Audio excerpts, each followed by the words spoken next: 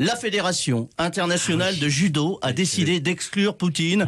C'est rude, c'est brutal, c'est injuste, mais c'est la guerre. Tout est dit. Allô Maillot.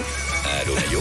Tout est dit. Régis, Oui. cher Régis. c'est Bonjour, bande de drogués néo-nazis. C'est le Poutine LV2, on parle tous comme ça maintenant. Je vous propose aujourd'hui un point route Ukraine. C'est parti. C'est la guerre, mollo, pas la caravane du Tour de France. Un peu de respect. Alors, depuis 2 jours, les sanctions pleuvent contre les Russes. Dernière en date, alors je sais pas si vous avez pris ça, le musée Grévin a fait un choix courageux de retirer la statue de Poutine de l'exposition permanente. Alors le Kremlin n'a pas encore réagi, mais le moral des troupes du côté du Donbass est au plus bas. Poutine, c'est quand même la sale statue de cire en botox. Kim Kardashian s'est d'ailleurs proposé de racheter la dépouille.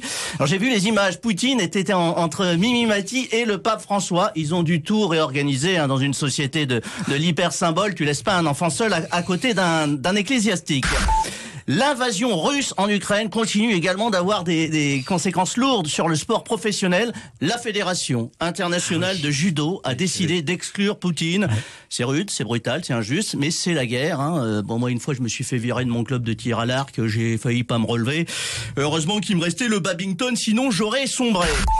Plus grave encore, la FIFA, Fédération internationale de foot, a exclu les Russes de la Coupe du monde de football au Qatar. Bam! Prends ça dans ta face, Vladimir. Privé de foot, ces ordures de Ruskov.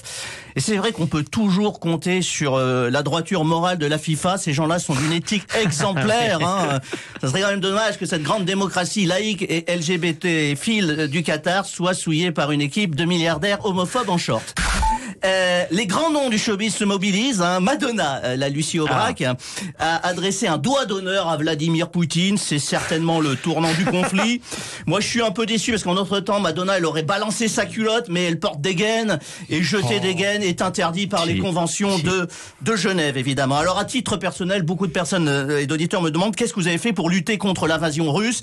Eh bien, je boycotte tous les produits russes. J'ai arrêté la vodka avec le caviar, les montagnes russes, j'y vais plus et je n'ai plus touché un bœuf stroganoff depuis 48 heures. C'est un effort pour moi.